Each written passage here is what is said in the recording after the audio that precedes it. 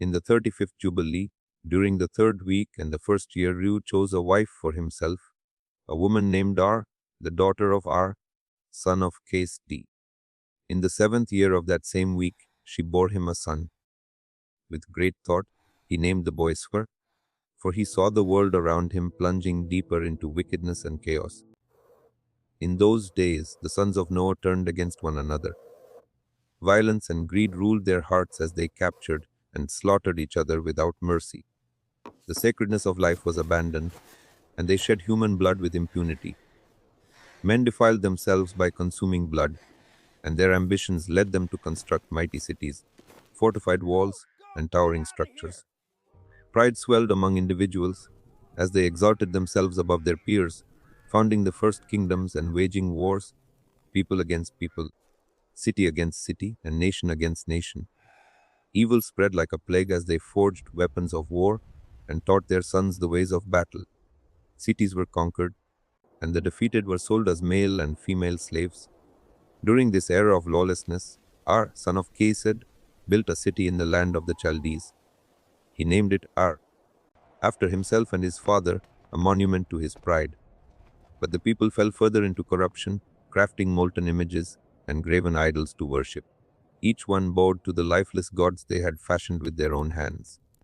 Unclean spirits, malicious and cunning, led them astray, urging them into ever deeper transgressions and defilements. Mastum, the prince of darkness, intensified his efforts to corrupt mankind. He unleashed a host of spirits under his command to sow sin and destruction across the earth. These wicked beings delighted in bloodshed, spreading deceit and leading humanity to commit every imaginable transgression. Seeing the depravity of his age, Reu named his son Sarug, for the hearts of all had turned toward sin and rebellion. Sarug grew up and made his home in Ur of the Chaldees, near the household of his wife's maternal grandfather. Like the others, he succumbed to the idolatry of his time. In the 36th Jubilee during the fifth week and the first year, he took a wife named Amalkia, the daughter of Kebar, his father's brother's daughter. She bore him a son Nahor in the first year of that week. Nahor grew and remained in Ur of the Chaldees, where his father taught him the secret knowledge of the Chaldeans, the arts of divination and the reading of heavenly signs. In the 37th Jubilee, during the sixth week and the first year, Nahor married a woman named Eskia, the daughter of Env-Esteg of the Chaldees. In the seventh year of that week, she bore him a son Terah. Yet even in Terah's infancy, Mastum's wickedness persisted. The prince of darkness sent flocks of ravens and other birds to devour the seed sown in the fields, stripping the earth of its fruitfulness. Before the farmers could plow the seed into the ground, the birds descended and snatched it away. Because of this devastation, Nahor named his son Terah, meaning destitution, for the birds left the people impoverished and desperate. The land grew barren in those days, and the toil of men became fruitless. The birds consumed not only the seeds in the fields, but also the fruit from the trees. Though the people labored tirelessly, only a small portion of their harvest could be salvaged, and they struggled to survive. By the 39th Jubilee, during the second week and the first year, Terah took a wife named Edem, the daughter of Abanam, who was the daughter of his father's sister. In the seventh year of that week, she bore him a son. Terah named the boy Abram, in honor of his wife's father, who had passed away before his daughter conceived. As Abram grew, his understanding of the world deepened, and he began to perceive the grievous errors of humanity. Everywhere he looked, people had turned from righteousness, chasing after graven idols and indulging in unclean practices. When he was just 2 weeks of years old, his father Terah taught him the art of writing. Yet even then, Abram's spirit resisted the idolatry surrounding him. By the weight of conviction, he chose to separate himself from his father's ways, determined that he would not bow to lifeless idols. In those early days of awakening, Abram prayed fervently to the Creator of all things. O great Maker of heaven and earth, he pleaded, rescue me from the errors of mankind. Let my soul not be ensnared by their vile practices. May my portion be set apart, far from the stain of uncleanness. When the time came for sowing seeds in the fields, Abram, then a lad of 14, went out with others to protect the crops from the relentless ravens. The skies darkened with a vast cloud of the birds, ready to devour the precious seed. But Abram, undaunted, ran toward them and cried out, "Turn back, you devourers of the earth! Descend not upon this land, but return to the place from which you came." At his words, the ravens turned away. Again and again, 70 times that day, Abram confronted them, and not a single raven dared settle upon the land. Those who witnessed this marvel stood in awe. Word spread across the Chaldean lands, and Abram's name became revered. That year, farmers from all around came to seek his guidance. He walked with them to the fields and stayed until the sowing season ended. To their astonishment, the land yielded a bountiful harvest, enough to feed them all and leave them satisfied. In the first year of the 5th week, Abram's ingenuity shone brightly. He taught craftsmen who worked with wood to fashion a new tool, an implement attached above the plow. This vessel would carry the seed, dropping it directly into the furrow as the plow turned the earth. No longer would the farmers fear the ravens, for the seed was hidden away, safe from their beaks. Abram's design spread across the land, and every plow was equipped with this innovation, ensuring a secure harvest. By the 6th week and the 7th year, Abram confronted his father, his heart aflame with righteous indignation. "Father," he called, and Terah answered, "Here I am, my son." Abram's voice trembled with both reverence and passion as he spoke. "What gain have we from these idols you worship? What profit comes from bowing before lifeless forms? They are but empty figures without spirit or life, leading hearts astray. Do not worship them. Turn instead to the God of heaven, who sends the rain and dew upon the earth, who governs all things and spoke creation into being. It is He who gives life to all. Why bow before what is fashioned by human hands? These idols are carried upon shoulders, yet they bring no aid to those who bear them. They are a shame to their makers and a snare to the hearts of worshippers. Worship them not." Terah sighed deeply and replied, "My son, I know what you say is true, but what am I to do? The people compel me to serve these gods. If I speak the truth, they will slay me, for their hearts cling to this false worship. Be silent, my son, lest they also kill you." Though Abram's words were filled with wisdom, they stirred anger in his brothers. They chastised him fiercely, and Abram chose to remain silent, biding his time. In the 40th Jubilee, during the 2nd week and the 7th year, Abram took a wife named Sarai, the daughter of his father. She became his beloved companion. His brother Haran also married, and in the 3rd year of the 3rd week, Haran's wife bore him a son, whom he named Lot. Nahor, their other brother, also took a wife, and their families grew. In the 60th year of Abram's life, a pivotal event unfolded. In the stillness of the night, Abram arose, his heart ablaze with zeal for the true God. With fire in his hands, he set alight the house of idols, consuming every image within. The flames raged, and no one in the household noticed until it was too late. The family awoke in alarm, rushing to save their gods from the inferno. Haran, desperate to preserve what he deemed sacred, threw himself into the blaze, but the fire overpowered him. He perished in the flames, and his death left a shadow over the house of Terah. Haran was laid to rest in Ur of the Chaldees, the city of his birth, and the idols he sought to protect were reduced to ashes. As the days passed, Terah resolved to leave Ur of the Chaldees. Taking his sons, he set his course toward the lands of Lebanon and Canaan. Yet along the way, he settled in the land of Haran, where Abram lived with him for 2 weeks of years. In the 6th week, during the 5th year, Abram, ever watchful and contemplative, sat alone one night beneath the heavens. It was the new moon of the 7th month, and he remained awake from evening until dawn, observing the stars. His heart sought to discern the character of the coming year, particularly the rains that would nourish the land. As the hours passed, a profound thought stirred within him. He murmured to himself, "Why do I seek the answers in the stars, the moon, and the sun? Are they not all held in the hands of the Lord? If it pleases Him, He sends the rains to fall in their time, morning and evening, and if it does not, He withholds them. All creation lies under His sovereign will. Moved by this revelation, Abram knelt in prayer, pouring out his soul to the Creator. O my God, God Most High, you alone are my Lord, and I have chosen you and your dominion over all else. You are the maker of all things. Every work of creation bears the mark of your hands. Deliver me, I pray, from the grasp of evil spirits who whisper corruption into the hearts of men. Do not let them lead me astray from you, my God.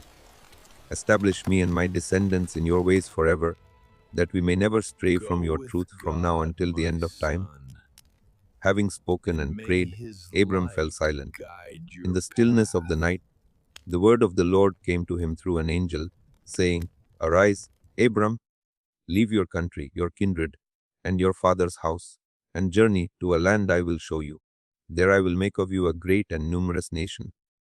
I will bless you and make your name great, and you will be a blessing to all the earth.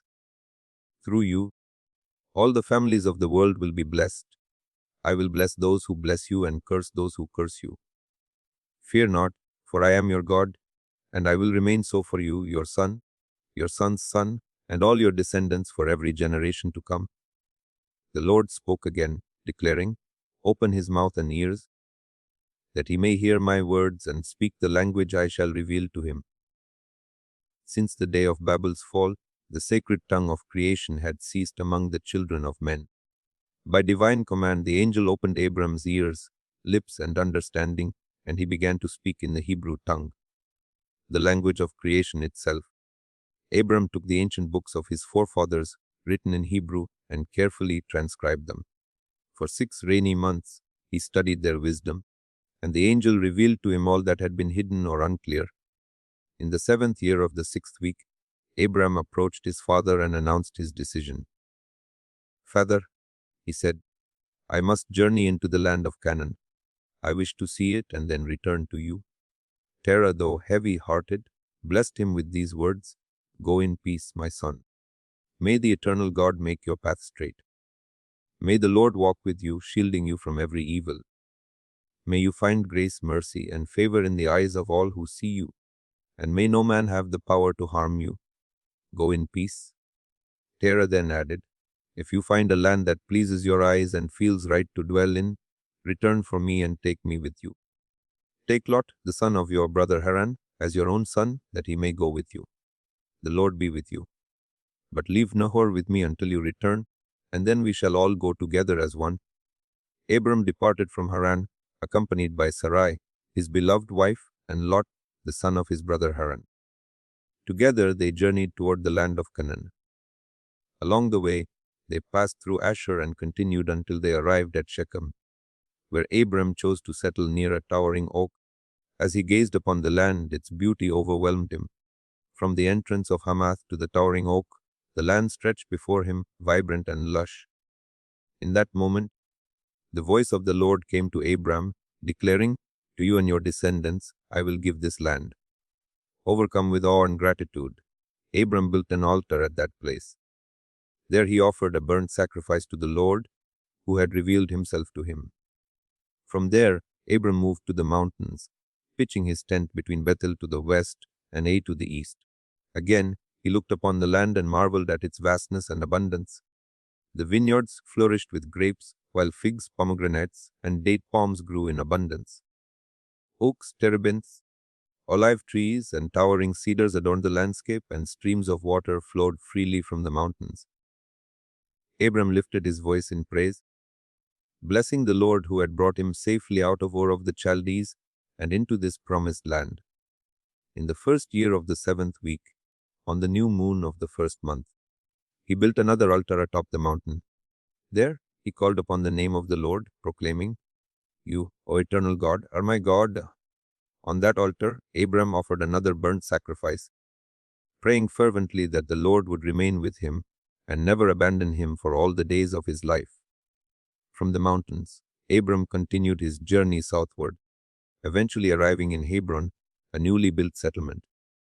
He stayed there for 2 years, then moved onward into the southern lands of Beloth. But during this time, famine spread across the land, forcing Abram to seek refuge in Egypt. In the 3rd year of the week, Abram arrived in Egypt and dwelt there for 5 years. It was during this time that Sarai, His wife was taken from him by Pharaoh. Yet the Lord intervened mightily on Abram's behalf, striking Pharaoh and his household with great plagues because of Sarai. Abram's wealth grew exceedingly during this time. His flocks of sheep and herds of cattle multiplied. He gained many donkeys, horses, and camels, along with numerous servants and great treasures of silver and gold. Lot too became wealthy as a result of Abram's blessing. When Pharaoh returned Sarai to Abram, he sent them both away from Egypt with all their possessions. Abram retraced his steps, returning to the place where he had first pitched his tent, between Bethel and Ai. There, at the altar he had built earlier, he knelt in thanksgiving and blessed the Lord who had brought him back in peace. In the 41st Jubilee, during the 3rd year of the 1st week, Abram returned to this place once more. He offered another burnt sacrifice on the altar, calling upon the name of the Lord and declaring, "You, O Most High God, are my God forever and ever." However, in the following year, Lot chose to part ways with Abram. He moved to Sodom, a city known for its great wickedness. The parting grieved Abram deeply, for he loved Lot as a son and still had no children of his own. Not long after Lot had left, the Lord spoke again to Abram. "Lift your eyes now from the place where you dwell. Look to the north, the south, the east, and the west. All the land you see, I shall give to you and your descendants forever. I will make your offspring as countless as the sands of the sea. Though the dust of the earth may be measured, your descendants will be beyond number. Arise, walk the length and breadth of this land, for I give it to you and your seed." Hearing this, Abram obeyed. He journeyed to Hebron and made it his dwelling place, trusting in the promise of the Lord. In that fateful year, Chedorlaomer, king of Elam, joined forces with Amraphel, king of Shinar Arioch, king of Elasar, and Tidal, king of nations. Together they unleashed their fury upon the land, striking down the king of Gomorrah and causing the king of Sodom to flee in desperation. The battlefield in the Vale of Siddim, near the Salt Sea, was littered with the fallen, many having perished from grievous wounds. The victors ransacked Sodom, Admah, and Zeboim, taking all they pleased, including Lot, Abram's nephew, along with all his possessions. They carried them away to Dan, reveling in their conquest. But one survivor escaped the carnage and made his way to Abram, bearing grim tidings. Upon hearing of Lot's capture, Abram's heart burned with righteous indignation. Without hesitation, he armed the trained men of his household, readying them for battle. Abram, the servant of the Most High, consecrated this moment as holy. He established a perpetual ordinance: a tenth of all the first fruits would be dedicated to the Lord, an eternal decree for all generations. This tithe would sustain the priests who served before the Lord, providing them with joy and sustenance. After the victorious campaign, the king of Sodom approached Abram with reverence, bowing low and saying, "My lord Abram, grant me the lives of those you have rescued. As for the spoils, they shall be yours." Abram replied with solemn resolve, "I lift my hands to the Most High God, the creator of heaven and earth, and swear that I will take nothing from you, not even a thread or a sandal strap, lest you claim, 'I have made Abram rich.' Let only the young men keep what they have eaten, and the portion due to my allies, Aner, Eshcol, and Mamre. They may claim their rightful share, but I shall not." In the 4th year of that week, on the new moon of the 3rd month, the Lord appeared to Abram in a dream, his voice resounding like thunder. "Fear not, Abram. I am your defender, and your reward will be exceedingly great." Abram's heart was heavy as he replied, "Lord, what reward could matter when I remain childless? Eliezer of Damascus, the son of my servant, stands as my heir. You have granted me no seed." The Lord answered with unwavering assurance, "Eliezer shall not be your heir. A son born of your own flesh will inherit your legacy." Then the Lord led Abram outside, saying, "Look to the heavens and count the stars if you can. So numerous shall your descendants be." Abram gazed up at the boundless sky, awestruck by the multitude of stars, and in that moment he believed in the Lord's promise, and it was credited to him as righteousness. The Lord continued, "I am the God who brought you out of Ur of the Chaldees to give you this land, a possession for you and your descendants forever." Abram asked, with reverence yet yearning, Lord, how can I be sure that I will inherit it? The Lord instructed, bring me a heifer, a goat, and a ram, each 3 years old, along with a turtle dove and a pigeon. Abram obeyed, gathering the animals as the Lord commanded. At the oak of Mamre near Hebron, he built an altar and sacrificed the animals, pouring their blood upon the altar. He carefully divided the carcasses, laying each piece opposite the other, but left the birds untouched. As scavenger birds descended upon the sacrifices, Abram drove them away, protecting the sacred offering.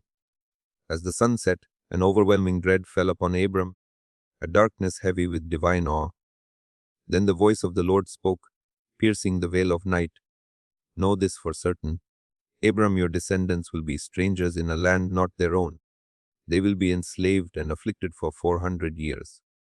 But I will judge the nation that enslaves them, and they will emerge with great wealth.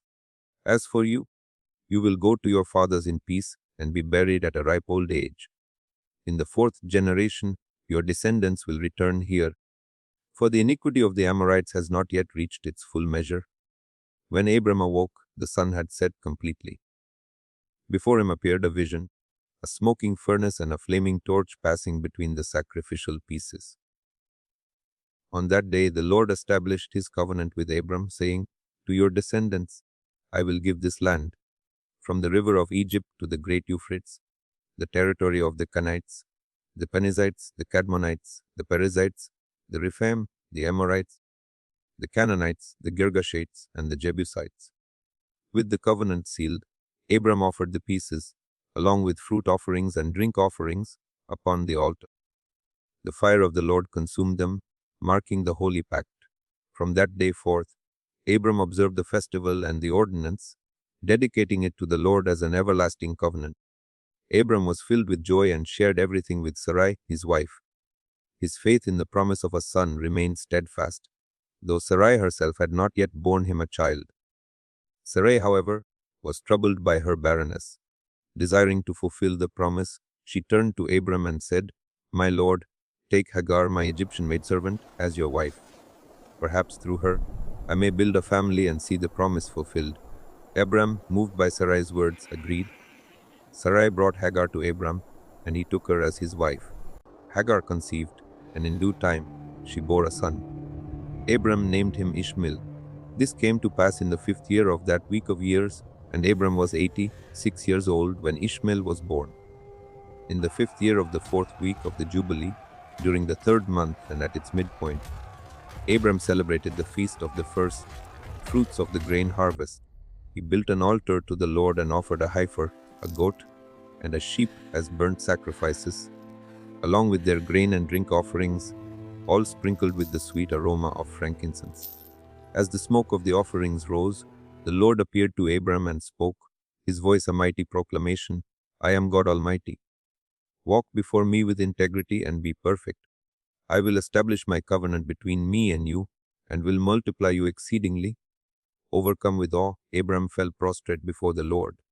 And the Lord continued, behold, my covenant is with you. You shall become the father of many nations.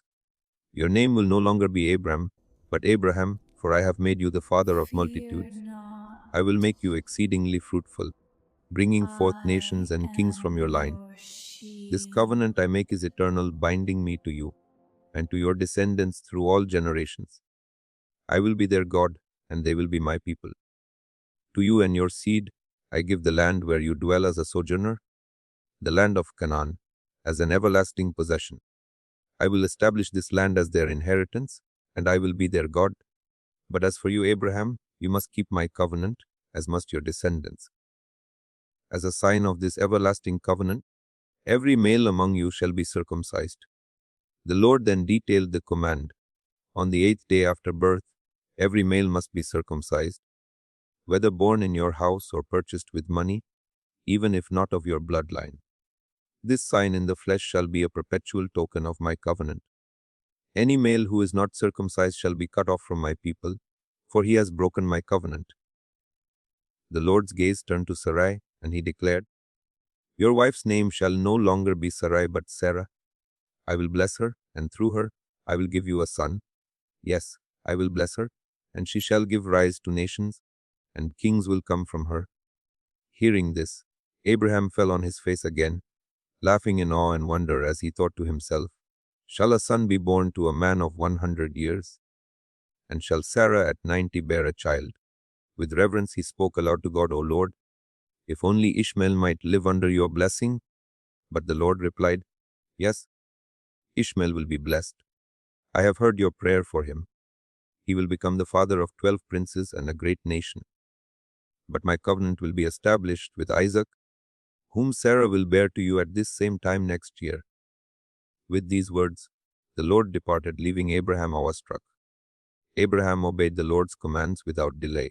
He took Ishmael, along with every male born in his household and those he had purchased, and circumcised them on that very day, as God had instructed.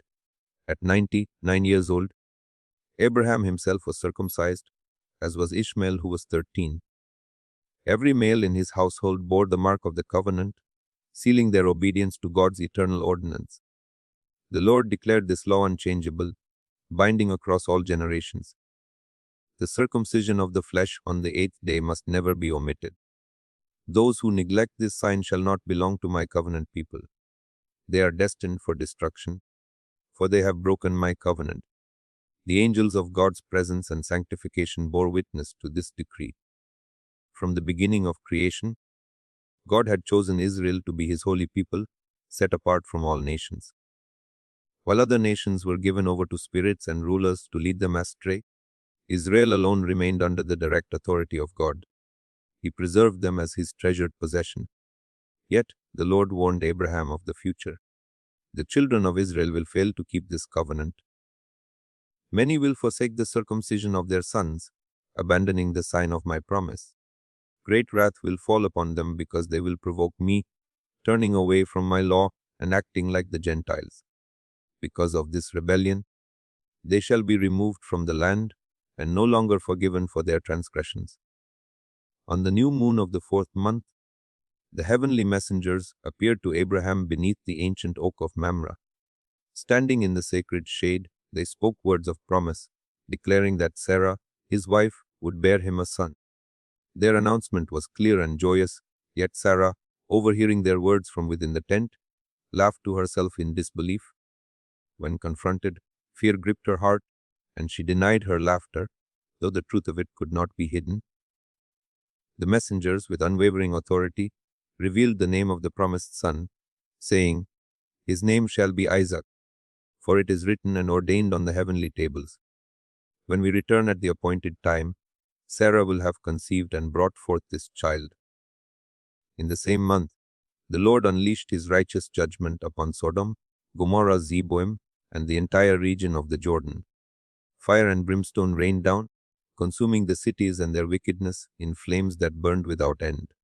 Their sins, perversions of flesh and defilement of the earth, were too great to bear. The destruction was absolute, leaving a testimony to the consequences of exceeding sinfulness. The Lord, however, remembered Abraham and, in his mercy, spared Lot, sending him away from the midst of the devastation. Yet even Lot fell into grievous error, for he and his daughters committed a sin of such disgrace as had not been seen since the days of Adam. Upon the heavenly tables, a decree was engraved to utterly remove and root out the seed of this sin, ensuring no trace of Lot's lineage would remain on the day of judgment.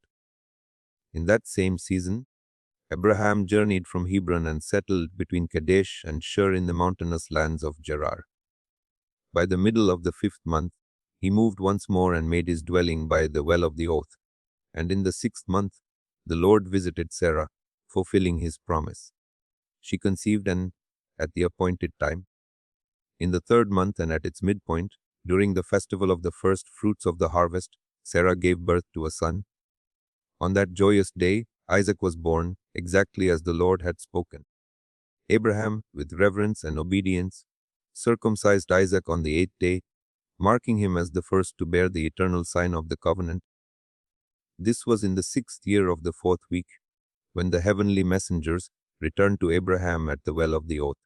They witnessed the fulfillment of their words to Sarah and blessed the family with divine joy. To Abraham, they revealed the future, proclaiming, You will not see death until you have begotten 6 more sons. But know this, though, all the seed of these sons shall be reckoned among the Gentiles. It is through Isaac that your name and covenant shall endure. From him shall arise a holy seed, set apart from the nations, belonging solely to the Most High.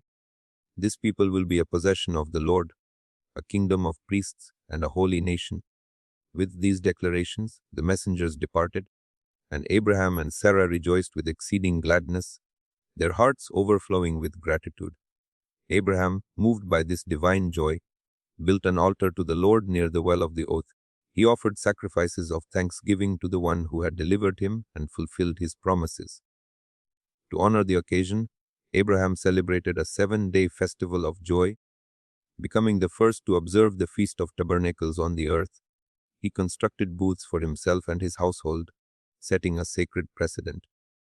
Each day of the festival, Abraham brought offerings to the altar: 2 oxen, 2 rams, 7 sheep, and 1 he-goat as a sin offering, seeking atonement for himself and his descendants. As a thank offering, he presented 7 rams, 7 kids, 7 sheep, and 7 he-goats, along with their grain and drink offerings. The fat of these sacrifices was burned upon the altar as a fragrant offering to the Lord, a pleasing aroma that ascended to heaven. Morning and evening, Abraham offered fragrant substances upon the altar: frankincense, galbanum, stacked, nard, myrrh, spice, and costum, each crushed and mixed in equal parts to create a pure and holy incense. For 7 days, Abraham celebrated with all his heart and soul, joined only by those in his household, for no strangers or uncircumcised were allowed in this sacred observance. Abraham blessed the Creator, exalting the one who had made him and called him to righteousness. He praised God for raising a holy seed through him, one destined to reflect the image of the Maker. This festival, he declared, was the festival of the Lord, a celebration of joy pleasing to the Most High. He honored it by taking branches of palm trees, the fruit of goodly trees, and leafy boughs, circling the altar 7 times each day, singing praises to God with unbridled thanksgiving. The heavenly messengers, watching, blessed Abraham and his descendants for all generations. They recorded the festival on the heavenly tables as an eternal ordinance for Israel. Celebrate this feast for 7 days in the 7th month, dwelling in booths, crowned with wreaths, and rejoicing before the Lord.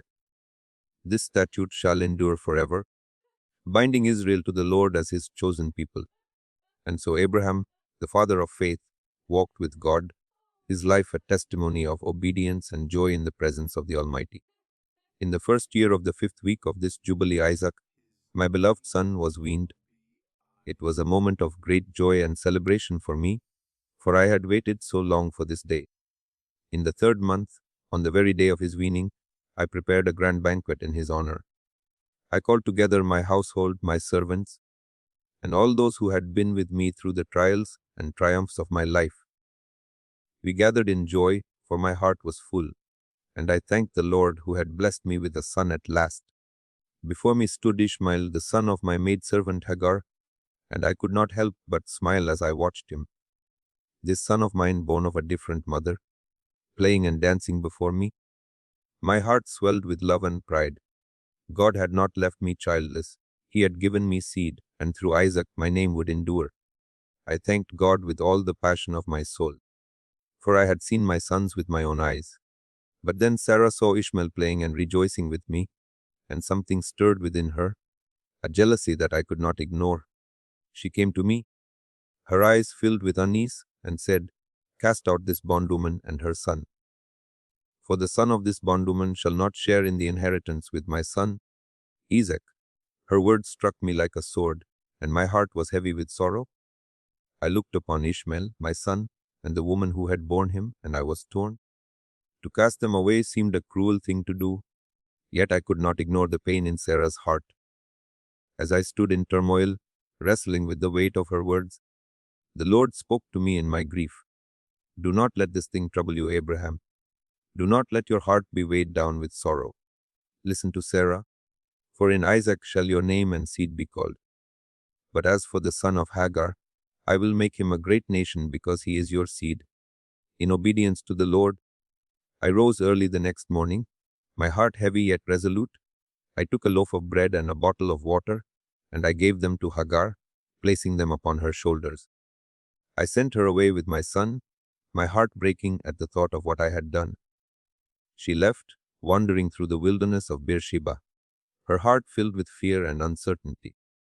But soon the water in the bottle was spent, and my son, weary from the journey, could not continue. His thirst overtook him, and he collapsed. Hagar, desperate and distraught, took him in her arms and placed him under the shade of an olive tree. She could not bear to watch her child die, so she moved away from him, sitting at a distance, her heart in agony. She wept bitterly, and as the tears fell from her eyes, she cried out to God, "Let me not see the death of my child." But God, in his mercy, sent one of his holy angels to her. The angel called out to her, "Why are you weeping, Hagar? Arise, take the child and hold him in your arms, for God has heard your cry and has seen the boy." At that moment, Hagar opened her eyes and saw a well of water before her. With a heart overflowing with hope, she filled her bottle and gave her son a drink. She rose, and with renewed strength, she set out towards the wilderness of Paran. The boy grew, becoming strong and skilled. He became an archer, and God was with him, guiding his steps. Hagar, in time, took a wife for him from among the daughters of Egypt. He fathered a son, whom she named Nebaioth, for she said, "The Lord was near me when I called upon him." And then, in the 7th week of this Jubilee, in the first year of the 7th week, on the 12th day of the first month, there was a great voice from heaven that proclaimed, "Abraham is faithful in all that I have commanded him. He has loved the Lord with all his heart, and in every trial he has remained true."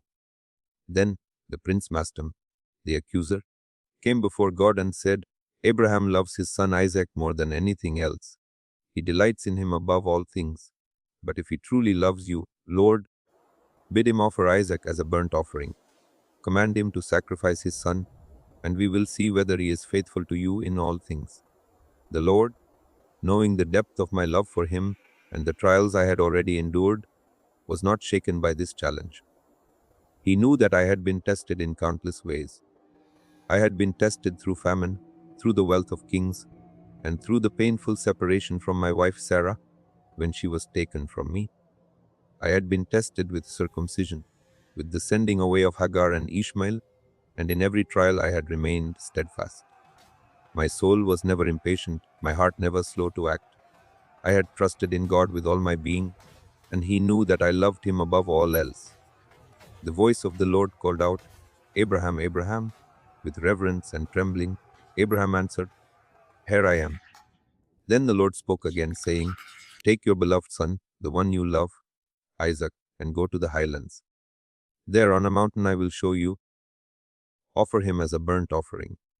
Early the next morning, Abraham rose and prepared for the journey. He saddled his donkey and took 2 of his young servants and Isaac, his son. He split the wood for the burnt offering and set out toward the place the Lord had spoken of. For 3 days they traveled, their steps heavy with purpose. At last, Abraham looked up and saw the mountain from a distance. When they arrived near a well of water at the mountain's base, Abraham turned to the young men and said, "Stay here with the donkey. The boy and I will go ahead to worship, and after that we will return to you." He then placed the wood for the burnt offering on Isaac's back, while he himself carried the fire and the knife. Together, father and son ascended the mountain in silence. As they climbed, Isaac broke the quiet, his voice filled with curiosity. "Father," he called. Abraham replied, "Here I am, my son." Isaac continued, "We have the fire and the wood, but where is the lamb for the burnt offering?" Abraham answered with steady resolve, "God will provide for himself a lamb for the burnt offering, my son." They walked on together, approaching the sacred place the Lord had designated. Upon reaching the summit, Abraham built an altar, carefully arranging the wood upon it. Then, with profound anguish yet unwavering faith, he bound Isaac and laid him atop the wood on the altar. With the knife in his hand, he stretched forth his arm, prepared to carry out the command of the Almighty.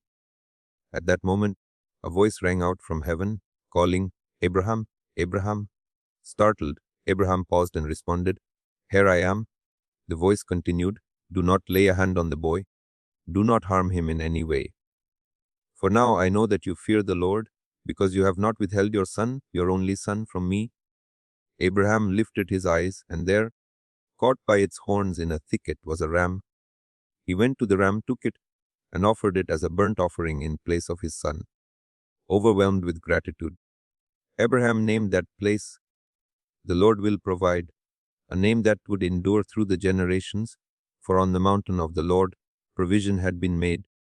The Lord's voice came again from heaven, saying, "By myself I have sworn, declares the Lord, because you have done this and not withheld your son, your beloved son, I will surely bless you.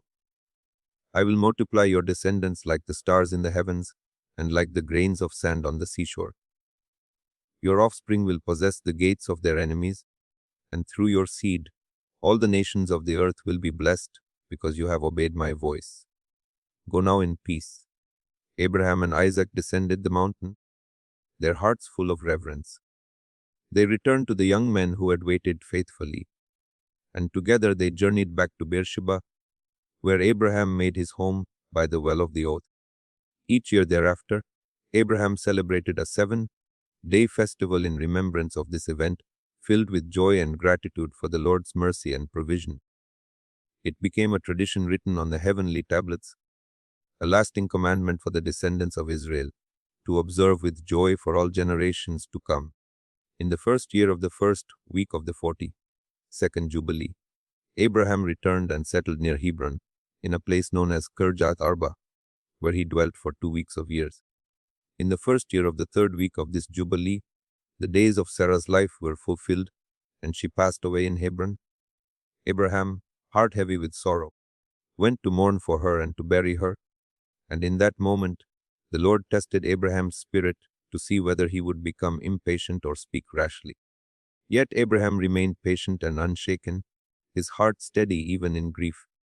With grace and a humble spirit, he spoke to the children of Heth, seeking a place to bury his beloved wife. And the Lord, in his mercy, granted Abraham favor in the sight of all who beheld him. With gentle words, Abraham requested a burial site, and the sons of Heth offered him the land of the double cave near Mamre, which is Hebron, for the price of 400 pieces of silver. They insisted, "Take it for nothing, good sir," but Abraham refused. He would not take the land without paying the full price, for he knew the value of the land was great. With dignity, he offered the silver, bowed twice before them, and with reverence, he buried Sarah in the double cave, as the Lord had provided. Sarah's life spanned 127 years, 2 jubilees, 4 weeks, and 1 year. These were the days of Sarah's life, a woman of great faith and honor. This was the 10th trial Abraham faced, and once again he proved faithful, patient in spirit, and steadfast in his devotion. The rumors had spread in the land about God's promise to give Abraham and his seed the land as an inheritance. He did not let such matters trouble his heart. He asked only for a place to lay his dead to rest, showing that his faith in God was unshakable. He was, as the scriptures say, the friend of God, and his name was written in the heavenly records. In the 4th year of the Jubilee, Abraham sought a wife for his son Isaac. Her name was Rebekah, the daughter of Bethuel, son of Nahor, Abraham's brother. Rebekah was also the sister of Laban.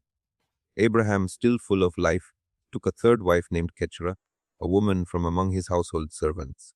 Hagar, whom he had once taken as a wife, had passed away before Sarah. Keturah bore Abraham 6 sons: Zimram, Jokshan, Medan, Midian, Ishbak, and Shual within 2 weeks of years. In the 6th week, in the 2nd year of that week, Rebekah gave birth to twin sons, Jacob and Esau. Jacob was gentle and upright, while Esau was a wild and untamed man, a hunter fierce in his ways. Jacob, in contrast, preferred the quiet of the tents. As the boys grew, Jacob was taught the ways of writing, but Esau, devoted to the wilderness, was not. Esau learned the arts of war, and all his deeds were fierce. Abraham, seeing the ways of both sons, loved Jacob, while Isaac's heart was drawn to Esau. Abraham, knowing that God had chosen Jacob to be the bearer of his promise, called Rebekah to him and shared his wisdom. He knew she loved Jacob deeply, far more than Esau, and so he instructed her with great care. He said to her, My daughter, watch over Jacob, for he will carry my legacy upon the earth. He shall be a blessing to all the children of men, and the glory of the whole seed of Shem. I know the Lord will choose him above all the peoples of the earth to be a possession for himself. Isaac, my son, loves Esau more than Jacob. But I see that your heart belongs to Jacob, and that is good. Show him even more kindness, and keep your eyes upon him in love, for he will be a blessing to us, bringing joy to the earth for all generations to come. Let your hands be strong, and let your heart rejoice in your son Jacob, for I have loved him far beyond all my sons.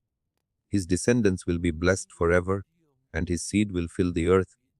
If a man can count the grains of sand upon the shore, then so too will his descendants be numbered. And Abraham, filled with solemnity, spoke to Jacob, his beloved son, and in the sight of Rebekah, his devoted wife, he kissed him tenderly. With a voice full of blessing, he declared, Jacob, my son, whom my soul loves beyond measure, may the Almighty bless you from above the heavens, and may he bestow upon you all the blessings he granted to Adam, to Enoch, to Noah, and to Shem. May all the promises God made to me be fulfilled through you and your descendants, enduring for all generations, as long as the heavens are above the earth. And may no evil spirit, no force of mastem, ever rule over you or your seed, turning you away from the Lord, who is your God now and forever. May the Lord be your father, and you be his firstborn son, a light unto the people of the earth. Go in peace, my son. With these final words of love and blessing, Abraham and Jacob both departed, their hearts filled with the weight of the sacred covenant. Rebekah, with a mother's heart, loved Jacob dearly, more deeply than she ever loved Esau. But Isaac, in contrast, loved Esau, his firstborn, with a devotion that far exceeded his affection for Jacob. And in the 42nd Jubilee, in the first year of the 7th week, Abraham called upon Ishmael, the 12 sons he had with Hagar, Isaac with his 2 sons, and the 6 sons born to Keturah, along with their children. Abraham, seeing the generations gathered before him, commanded them all to follow the way of the Lord. He urged them to walk in righteousness, to love one another, and to uphold justice and integrity in all their dealings with mankind. He instructed them to circumcise their sons as a sign of the covenant God had made with them, and to remain steadfast in the paths that the Lord had set before them, never straying to the right or to the left. Abraham warned them, keep yourselves pure. Do not indulge in fornication or uncleanness. Renounce such wickedness from among you. If any woman or maid commits fornication, burn her with fire, for such acts bring great shame. Do not allow your hearts and eyes to follow after such things, nor marry from the daughters of Canaan, for their seed will be rooted out of the land. Abraham continued, remember the judgment that befell the giants and the Sodomites. Their wickedness led them to ruin, destroyed by fire because of their vile acts of fornication and corruption. Do not follow in their footsteps, for their end is an example of what becomes of those who defy the Lord. Abraham's voice grew more urgent as he implored them. Guard yourselves from all forms of sin and impurity. Do not let your name become a curse, nor let your life be a reproach to the earth. Do not allow your sons to fall by the sword, nor let your family be accursed like the cities of Sodom and Gomorrah. I plead with you, my sons, love the God of heaven, hold fast to his commandments. Do not follow idols, nor be ensnared by the uncleanness of those who worship false gods. Do not make for yourselves idols, whether molten or carved, for they are empty and have no spirit. Those who place their trust in them trust in nothing. Abraham's voice was filled with deep passion and righteousness as he commanded them. Serve the Most High God and worship him alone. Let your hearts always be turned towards him and walk in his ways. If you do this, he will bless you with mercy, sending rain upon your land, blessing your work and your home, and prospering the fruit of your womb and the yield of your land. The herds of your cattle and the flocks of your sheep will increase, and you will be a blessing to all the nations of the earth. The nations will look upon you with favor, and they will bless your sons in my name, that they may inherit the blessings I have received.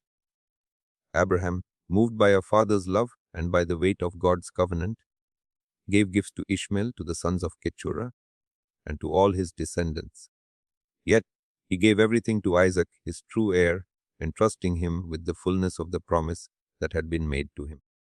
And so it was that Ishmael and his sons, along with the sons of Keturah and their progeny, journeyed forth together, spreading across the land from Paran to the entrance of Babylon, settling in all the vast regions that lay toward the east, where the desert winds whispered their ancient secrets. These diverse peoples, born of different unions but bound by shared bloodlines, mingled among themselves, forging bonds and creating new communities. And they became known by a single name, Arabs and Ishmaelites.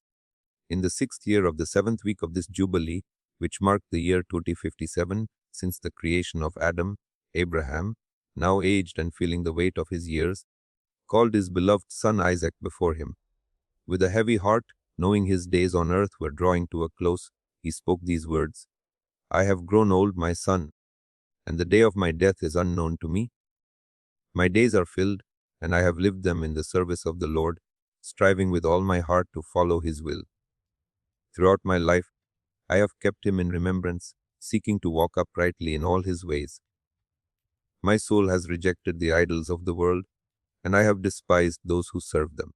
My heart and spirit have been wholly devoted to doing the will of him who created me, for he is the living God, holy and faithful, righteous beyond all others. With him, there is no partiality, nor does he accept gifts. His justice is perfect, and he brings judgment upon all who break his commandments and scorn his covenant. Therefore, my son, hold fast to his commandments, his laws, and his judgments. Do not walk in the path of wickedness, nor follow the abominations of graven or molten images. Let your heart be pure, and your actions righteous in the sight of the Lord. And let this command be clear. Do not eat the blood of any animal, nor any bird that flies in the heavens. If you offer a peace offering, let the blood be poured out upon the altar, and let all the fat be offered with fine flour, mingled with oil, along with a drink offering. These offerings are a sweet-smelling savor to the Lord. Offer the fat of thank offerings upon the altar fire, its belly fat, the fat on the inward parts, the 2 kidneys, and the fat upon them, and on the loins and liver. These must all be offered up as a sweet fragrance to the Lord. The meat shall be eaten that day and the next, but it must not be kept until the 3rd day, for it is not acceptable then, and whoever eats it will bear guilt.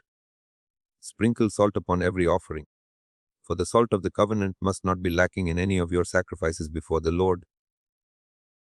As for the wood used for sacrifices, do not use any wood other than those I have named: cypress, pine, fir, cedar, palm, olive, myrrh, laurel, citron, juniper, and balsam. These trees have been tested, and their fragrance ascends to heaven. Do not use wood that is old, split, or darkened, for its scent has faded, and it will not bring the sweet fragrance the Lord desires. Take heed, my son, and obey these commands. Be pure in your body, washing yourself with water before you approach the altar. Wash your hands and feet, and after the offering, cleanse yourself once more. Let no blood remain upon you or upon your garments. Guard yourself, my son, against blood, for it is sacred and must be treated with utmost care. Do not partake in the blood of man, for it is the soul. If you shed the blood of man, the earth will cry out, and it cannot be cleansed except by the blood of the one who has committed such a sin. Do not take a gift or bribe for the blood of man, for it is the blood of the innocent that defiles the land. Justice must be served, and in this the Lord will protect the righteous. I see, my son, that the works of mankind are filled with sin and wickedness, and their deeds are an abomination. They are unclean, and their hearts are far from righteousness. Be wary, my son, and do not follow their path, for if you do, the Lord will hide his face from you and turn you over to your own transgressions. He will cast you out of the land, and your name, and the name of your seed, will be forgotten from the earth. But if you turn away from all their wicked ways, if you live in obedience to the will of the Most High, then he will bless you in all that you do. He will raise up from you a plant of righteousness that will endure throughout the generations. Your name and mine will be remembered forever in the heavens. Go, my son, in peace. May the Most High God, my God and your God, strengthen you to walk in his ways, and may he bless all your seed and the seed of your seed for generations to come. May you be a blessing to the earth. And with those words, Isaac went out, his heart full of peace and joy, knowing the weight of his father's blessing upon him. In the second year of the 44th Jubilee, during the first week, when Abraham's life was drawing to a close, Isaac and Ishmael journeyed from the well of the oath to celebrate the Feast of Weeks, the festival of the first fruits of the harvest, with their father. Abraham, who had longed for this moment, rejoiced at the sight of his two beloved sons together. Isaac, whose wealth and possessions were vast in Beersheba, often made journeys to inspect his holdings, only to return to his father's side. During one such visit, Ishmael also came to see his father. The two sons arrived together, and Isaac, ever faithful, offered a sacrifice on the altar that his father had built in Hebron. The smoke of the sacrifice rose as Isaac gave a thank offering, preparing a joyous feast before Ishmael, his brother. Rebekah, Isaac's wife, took the first fruits of the land, freshly harvested grain, and baked new cakes. She entrusted Jacob, her son, to carry them to Abraham, that he might eat and bless the Creator of all things before he passed from this world. Isaac, too, sent a special thank offering with Jacob, hoping his father would partake and be blessed once more. Abraham, now nearing the end of his days, sat before the offerings and partook of the food and drink provided. He lifted his eyes to the heavens and blessed the Most High God, Creator of heaven and earth, the giver of all the good things upon the earth, and the one who nourishes mankind so they might bless his name. O Lord my God, Abraham declared, his voice filled with gratitude, I give thanks unto you, for you have granted me to see this day. I am now 175 years old, an old man full of days. All my days have been filled with peace. The sword of my adversaries has never overpowered me, and you have been with me all the days of my life, guarding me and my children. Your mercy and your peace, O God, be upon me and my descendants. May they be a chosen nation, a holy inheritance, set apart from all the nations of the earth, from generation to generation. Then, calling for Jacob to come near, Abraham looked upon his grandson with eyes full of love and blessing.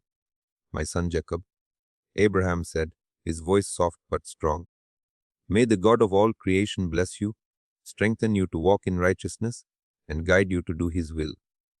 May he choose you and your seed, that you may become a people set apart for his inheritance forever. Come close, my son, and kiss me.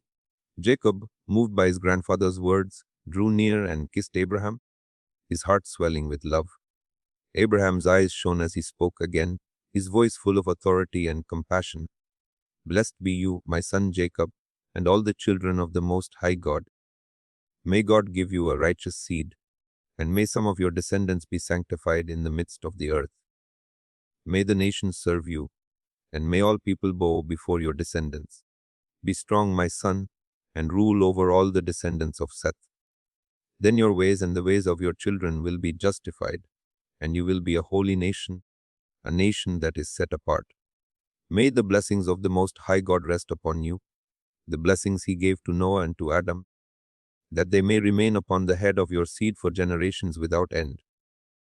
May he cleanse you from all impurity and forgive you for all your transgressions. May he strengthen you, bless you, and grant you the inheritance of the earth. May he renew his covenant with you, and may you be his people forever, as he is your God, forever and always. Remember my words, my son Jacob. Abraham continued with deep wisdom. Follow the commandments of your father. Abraham, separate yourself from the nations. Do not eat with them, and do not follow their works. Do not associate with them, for their ways are unclean, polluted, and abominable in the eyes of the Lord. They sacrifice to the dead and worship evil spirits. They eat over graves, and their works are vanity. They do not understand, nor do they see the error of their ways. They bow down to pieces of wood and to stones, calling them gods, yet they have no heart. Be cautious, my son Jacob, and avoid their error. May the Most High God protect you from their uncleanness and their lies. May he deliver you from their path and keep you from their destruction. Do not take a wife from the daughters of Canaan, for their seed will be rooted out from the earth. Canaan's descendants will perish because of the transgression of Ham, and none of his line will be saved on the day of judgment. As for idolaters and the profane, there will be no hope for them in the land of the living. They will descend into Sheol, the place of condemnation, and there will be no remembrance of them. Just as the children of Sodom were taken from the earth, so will all idolaters be cast away. Do not fear, my son Jacob, nor be dismayed. The Most High God will preserve you from destruction. He will guard you from the paths of error and keep you from harm. This house I have built, the house of Abraham, will stand forever. It is yours and your descendants' inheritance for all generations. Through you, my son, will my name be established before God forever. And with these final words, Abraham ceased his blessing and commands. Jacob lay beside him that night, his heart filled with love and joy. He rested in the embrace of his grandfather, receiving the fullness of his affection. Abraham kissed him 7 times, his heart swelling with pride and tenderness for the son of his beloved Isaac. The Most High God, the Creator of all, Abraham whispered, who brought me from Ur of the Chaldees and gave me this land as an everlasting inheritance, I bless him forever. Blessed be the Lord who has given me the grace to see this day. Abraham, his voice full of warmth, spoke again. My son, whom I love with all my heart, may the grace and mercy of the Most High God rest upon you and your descendants forever. Never forsake them, O Lord, and let your eyes remain open to them, that they may be preserved, blessed and sanctified as your holy people. May your covenant and your grace be upon them for all generations. And Abraham, in his final moments, gently placed 2 of Jacob's fingers upon his eyes.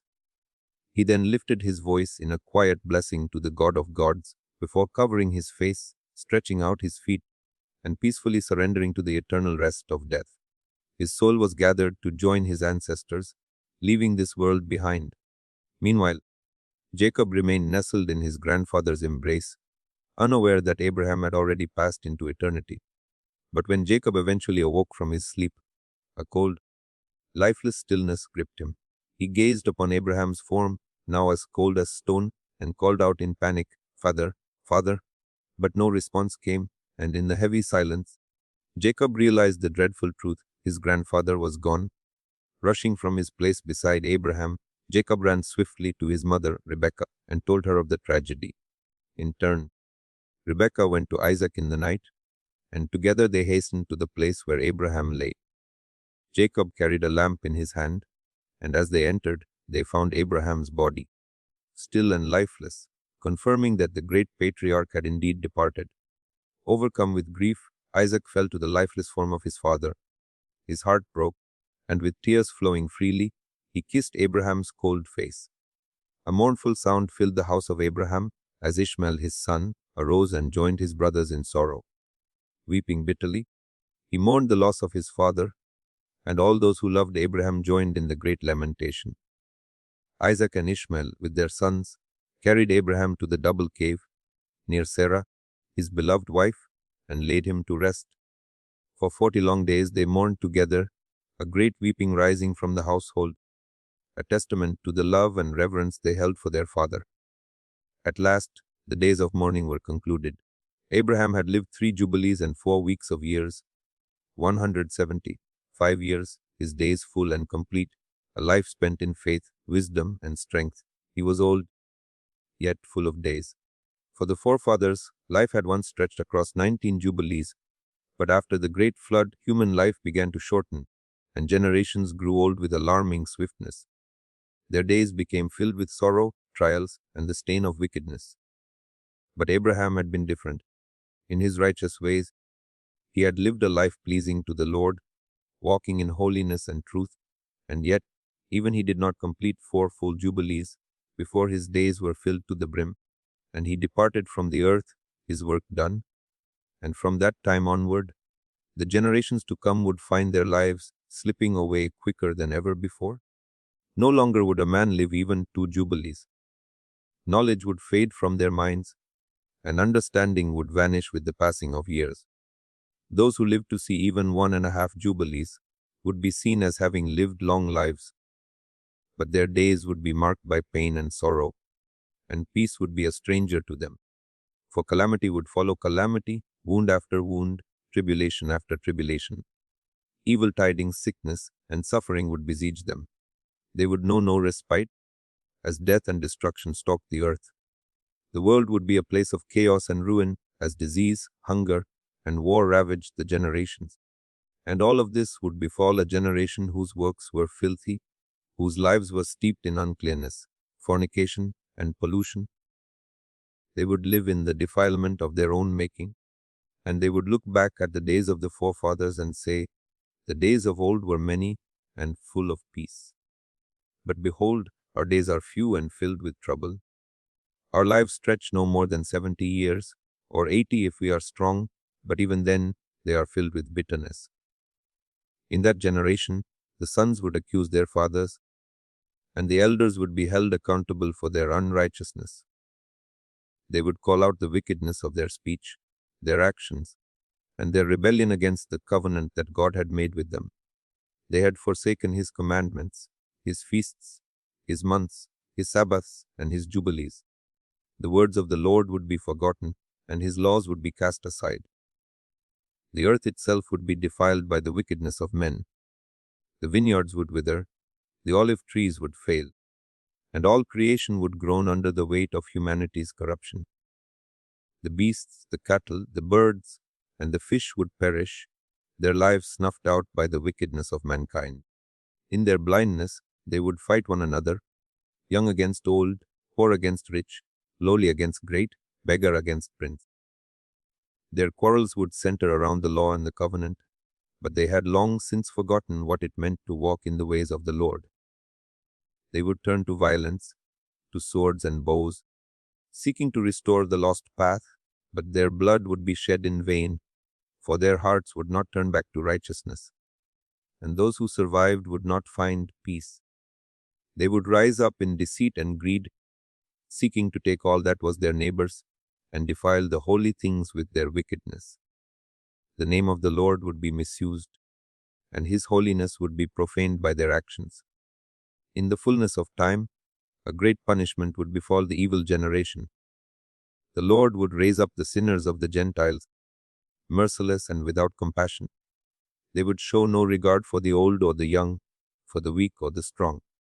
They would bring violence upon Israel and transgression against Jacob. The earth would be soaked with blood, and no one would be left to bury the dead. In those dark days, the people would cry out, calling upon the Lord for salvation, but no one would come to their aid. The wrath of God would be upon them, and their cries would go unanswered. The heads of the children would be white with age, and even a newborn would appear as ancient as one who had lived 100 years. Tribulation and oppression would break their bodies, and their once vibrant lives would be destroyed. But then a new light will emerge. In those dark times, the children will begin to seek wisdom, yearning for the laws that have been long forgotten. They will seek the commandments with fervor, turning their hearts back to the path of righteousness, striving to reclaim what was lost. And as the days stretch on, they will grow in number, their years will increase, and the generations of men will begin to live longer lives. The span of a man's days will reach near 1,000 years, surpassing the length of life once known to their ancestors. In those days there will be no old man, nor anyone who feels unsatisfied with the days they've been given. All will be as children, filled with the vitality and joy of youth. Their days will be full, their hearts light, and their lives peaceful. There will be no evil among them, no Satan to lead them astray, nor any destroyer to bring them harm. For their days will be blessed, full of healing, joy, and endless peace.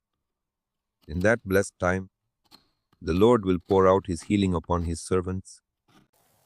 They will rise from their suffering strong and restored, and they will see the peace of the Lord descend upon them.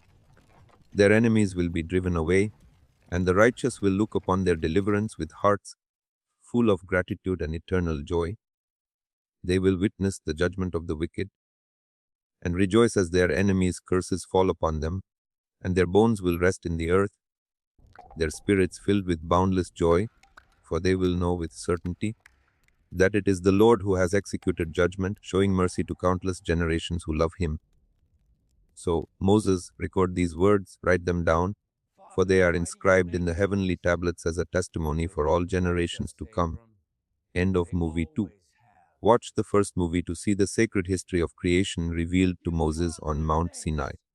If you like this video, please leave a like and subscribe to the channel so you don't miss more movies like this. Keep your minds open. And until we meet again,